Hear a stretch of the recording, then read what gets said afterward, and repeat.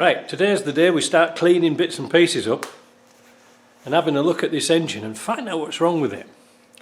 And lo, we have found what the, well, me and you, found what the problem is. You remember I said earlier that these timing marks on here were done with white paint? This is an old trick when you don't know what the position of the timing belts is. You know, you haven't got any of these tools like this. You mark up the belt and then try and slip the belt on and tension it up. So this is it. So I'm going to put, I've backed off the engine before top dead centre, and I'm going to turn it. You can see that this white mark here, they've got this white mark on where the pin is here, which is normal. So I've backed it off and I'm going to put the pin in the flywheel. See if I can get it right this time. Get a right mess of it last time.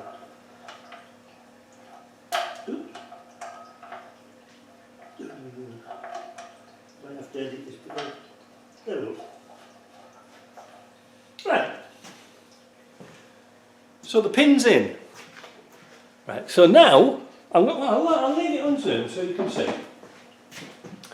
So now I'm going to turn the engine and listen for the pin to click.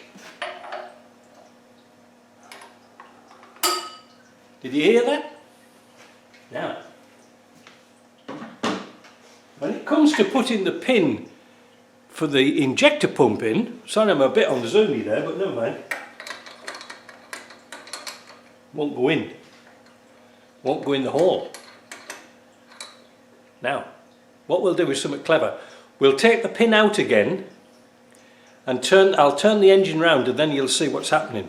Now this time what I'm going to do is I'm going to turn the engine until I can line this pin up with the injector pump.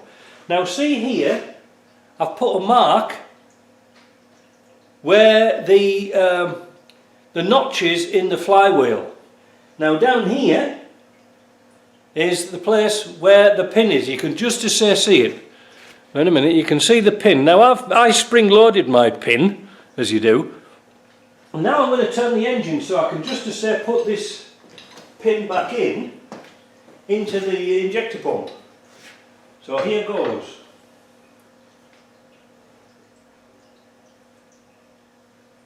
There we go.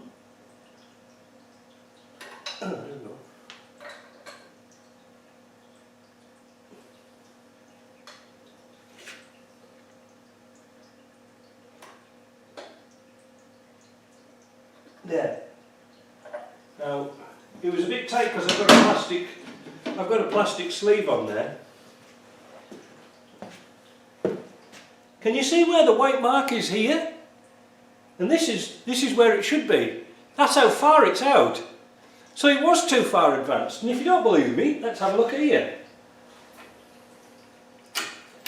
Oops.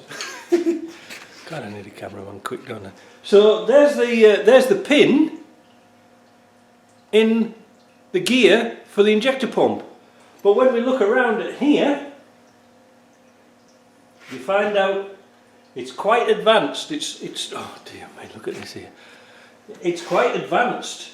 So that was what was making its knocky knock sound. So that was it. So I was right on that one. Next thing we're going to have a look at, which I was kind of happy about. If you remember, I said I replaced the roller in here. I'm going to take the camera off because I took the vacuum pump off, and let's have a look. If you can see here, the very end tappet, the cam, you see the cam's beautiful. There's no marks on that at all. You can see me putting the torch up and down it. You know, they're all pretty good so far, but I don't know what all the rest are like until I get into them. Yeah, you can see there's been Hylamar around here. There's been injector pumps on there. You can see where this was leaking and spraying oil across there, and probably looks like it's been coming out of the bottom of that pump as well. Anyway, we'll fix all that. But that's not the end of our problems. Right, as you can see on the bench, I've got a cornucopia of parts here that I've been starting to clean up. Now, we have a problem with this cover, and I might have to do a shout out to some guys in the UK who might be able to have one of these used. What a bloody mess this was. I'm so pleased I took it. You know, from now on, any cars I get in, I'm going to pull all the engines out and do them again. Look at this here. Look at this. Look. There's a great big notch out of here, and this is what you get when you run without coolant. Coolant's an antifreeze, an anti-corrosion as well as an antifreeze. But most importantly, focus on this bit. Can you see what's happened here? Look at all this attack here. What's happened is somebody's tried to replace the water pump and the bolts have got stiff and snapped. Well, what somebody's tried to do is drill it out, but they've drilled through the top of the casing because, as you know, when you're trying to drill a steel bolt out of aluminium with your old Black & Decker, instead of going nice and square through the middle of the bolt, it'll take its path of least resistance and go through the aluminium. And that's what's happened here. Alright, now, can we fix that? Well, yes, I could. I could get JP to put this on his milling and turn me out some, drill this out again to its right size, a little bit bigger maybe, and put a steel bushing in there. That's not a problem, because we can make that into like a top hat. This one's here, look, it's a little bit big as well. Put 3 bushings in. But again, we've got another problem. Look at the end of the hose here, where the hose fits on. What a mess. Now, yeah, you can see here, look at here where they've been trying to drill it out, look. That's a mess.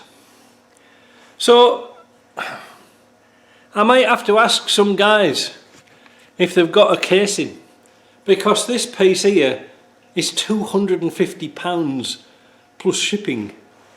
It's an expensive thing. Could I fix it? Well, I'm not sure. I'm going to take it down to a place to see if they can TIG weld this up, this big notch out of here, because they're a lot better than me, and see if we can get JP to make a bushing off that. I don't know. By the time I get all that done, I might as well try and find a ship over a good used one. Now, talking about good used ones, here's another one. I got this out the scrap and cleaned it up. You can see here, all this is eaten away with corrosion. What a mess, eh? And it's gone pretty deep inside as well. So that's no good. And people have said, JB weld. Well, no, yeah, well, maybe. But you've got hot water and pressure under there. It's not really good. Then, because this is why it was in the scrap. Look in here. You see where it's all pitted? See, it's all around there, it's all pitted. Now, this face is really important, because when you put your water pump on, fortunately it's a brand new water pump. When you put your water pump on, the distance between the impeller here and this housing here is critical, because this is what you're going to suck in from here and blow out. Wait a minute, it sucks in through this one here and blows out into this chamber here. So this is the suction side, and the pressure side is here, if you see what I mean. So if I don't do anything with this, you could get problems. Could I machine it? Yeah, I could get JP to machine it, but then you've got another problem. Then you think, well, whatever you take off here, you've got to take off here. And this is where you get into really big problems, because the same applies if you've got corrosion here. You think, well, I'll just machine it down a bit. So let's go back to the water pump. There. Now, if you machine this and take it back, you're going to have to put spacers on the front of here, otherwise the pulley's going to be off. Because remember, oh, I got something in my eye.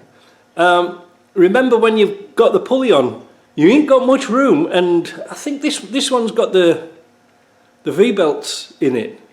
There's one flat. I think that's the power steering one's flat, and this one's got the V's in. I'm not really sure, but it's really critical to get that in its right alignment. The same happens here. If you think, oh, I'll be clever, I'll just machine that off. the casing's going to go closer to the engine, again you're going to have problems with the pulley. It's things you don't really think about. You'll get pulleys wearing, you get the belts wearing off. I've seen it quite a few times. So, to me they're kaput. Now I'm sure somebody out there in Land Overland has got some scrap bits kicking about, or good bits that's kicking about, that I could use, and I'm willing to buy them. I need them, but 250 quid for new stuff? That's a bit ridiculous, isn't it? What else have we found out? Let me have a look. The starter I'm going to take down to the starter and alternator shop. The alternator I'm going to take down as well. The alternator, yeah, it's a Lucas alternator. Somebody's had a go at this before. This is what's called a 12765. The model is a 127, and I think that's to do with the shape of the positions of the lugs and things like this. But this looks like it's a 200 TDI one, if you see what I mean. I think this has been changed before, but it is a Lucas alternator. Now there is a common upgrade to put the 100 amp on, the 127-100, but quite frankly this is a bog standard car. There's no AC, there's no fancy lights, there's nothing. So I'm going to put that one back on. Now nowadays that's the ones that you get when you want a standard alternator. So I'm going to get them to go through those, clean them up, put new brushes in, bearings, whatever they need. It seems to be alright. They seem to be alright, but while they're there, these guys down here have got all the bits on the shelf. That's why I don't really do them. They've got all the bits on the shelf, they can do them, no problem at all. Now let's have a quick look about starters. Alternators. This is a Bosch one. A lot of people ask me which is the best starter to rebuild. Bosch. I think there's Magneti Magrelli, there's an Argentinian one, and I'm not sure if Paris-Rhône did one, because all these are the same type of starters. 2.5, naturally aspirated turbo diesels, they're all had the same type of starter on. Now the early ones, Paris-Rhône, Magneti Magrelli, best of luck with finding parts for those. My guys have got all the Bosch parts in stock. Solenoids, brushes, all the bits and pieces. So, like I say, for what they charge me, it's pretty much next to nothing. Now, one other thing I've found out with this motor. Where's it gone? Oh, it's here. When I put a clutch on this, it was a budget job. I noted to the customer that the flywheel was a bit burnt and cracked. Let me show you. Can you pick that up? It's got some sort of very light cracks in there. Now, and there's a bit of a ripple on it. It's not particularly flat. This is typical with a high miles engine, so I think this has been sort of played around with in the past and sort of put back together without any knowledge. So another thing I'm going to do today, I'm going to jump in the old voiture, take this flywheel off, and I'm going to go to another machine shop. Not JP, and certainly not Claude, because I'd like it back before Christmas. But I'm going to see if they can machine it. The biggest problem about doing flywheels is getting the pins out, these dowels, these locating dowels out. So I'm not sure with this whether they knock out from the other side. I hope they do, but otherwise, it needs putting on a milling machine, going round like this as the flywheel's turning. You can't just do a straight cut. And the reason for that is you could have it out a little bit, because JP could do it on his miller, on his surface grinder, but it's too small. Well, his surface grinder is too small, and he wouldn't do it in a lathe, I know that for sure. So, because I've asked him before. So we're not going to do that. Take that off, get that done. What have I been working on today? Oh yeah, like the intake manifold cleaned up really nice.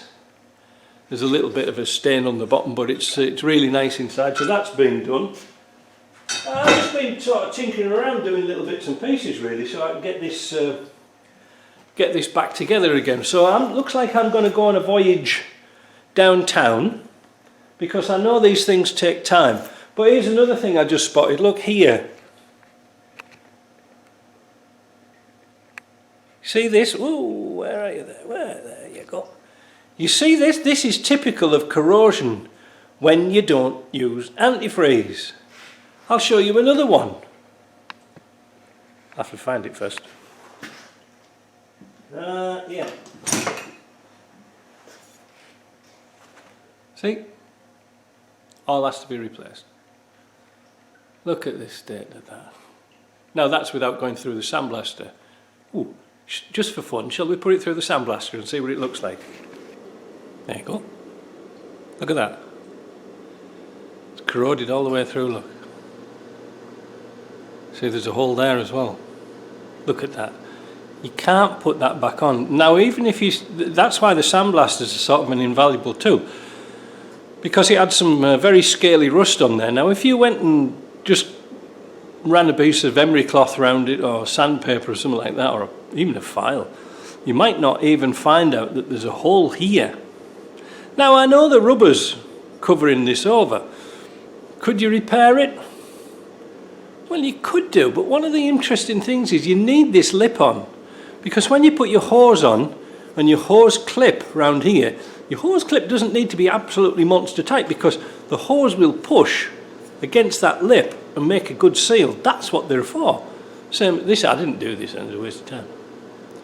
Now, there's two different types of tube, but they both do the same job, and there's about £10 different. The only difference is the ones with the exhaust gas recirculation have got this bracket on. Big deal. If yours is rotten, just cut this off and get the cheaper one and weld it back on. Things you have to do, eh? So, I'm going to go on a trip. Enjoy this trip. Oh, but let me show you, because it is a trip. Let me show you the thermostat housing. The thermostat housing was quite good. There's a bit of pitting round here. Now this is where you could probably put a bit of like JB weld on and fix it up, or even some epoxy, because you've still got the lip on here for the hose to seal again. It's not perfect. I really would like a perfect one. Bring up one. I've used all my 300 TDI parts have just about gone. The hose here is pitted. Not too nice, but you can replace these. That's a replaceable one. And also, where's it gone? Is it in here? Oh, yeah. Too early. You remember this little hose we replaced on one other engine? Well, I found out that you can tap this to an 1/8 pipe thread and get a fitting off Amazon in brass that fits really nice and snug, and it never leaks. We hold them in instead, because it's like a parallel thread and it's a real weird one. But I'm just going to put another one in there. The nice thing about this housing, as you can see, it's perfect around the seals, it's perfect around this flange here, and all inside is nice and clean. That's a very good sign.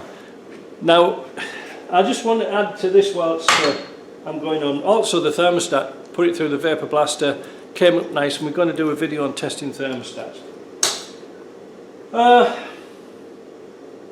Yeah, it's a bit discouraging, isn't it? But I'm glad I took it all apart.